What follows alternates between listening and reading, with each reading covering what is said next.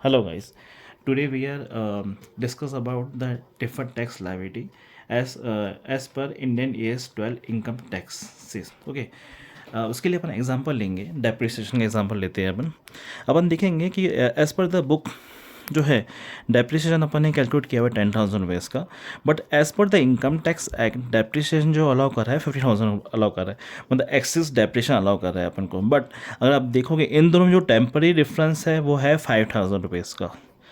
अगर उस पर टैक्स देखोगे तो टैक्स है 30%, एज्यूम कर रहे कि अपन 30% टैक्स रहेगा। तो इन जो उस पर टैक्स पे करना है अपन को, वो टैक्स पे करना है 5,000 रुपीज़ पे 30%, 1,500 rupees, 1,500 rupees you can called as a deferred tax liability. अगर आप उसको सेकेंड एग्जाम्पल समझते हैं ईजी वे में, प्रॉफिट लॉस अपन ने बनाया एज़ पर बुक और profit loss as per income tax act. As per book देखोगे तो ग्रॉस प्रॉफिट अपना सपोज अपन लिया हुआ है 1,00,000 रुपीज़ का, उस पर सैलरी एक्सपेंसेस अपन ने काउंट किया 60,000 रुपीज़ का, और डेप्रिसिएशन मान लो कि एज़ पर बुक क्या बोलती है 10,000 रुपीज़, और as per income tax act क्या बोलता है आपको 15,000 रुपीज़।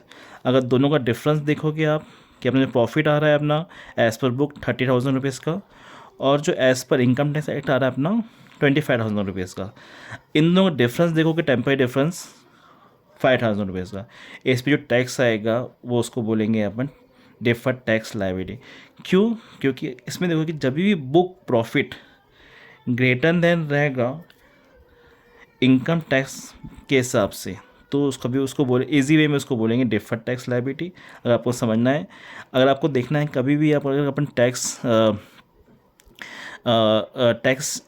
कम पे कर रहे हैं as per the income tax act, उसका अपन प्रोविज़न लगा रखते हैं भाई कि फ्यूचर में अगर फ्यूचर पे करना पड़ा तो अपन उसको पे करेंगे। You can called as a deferred tax liability.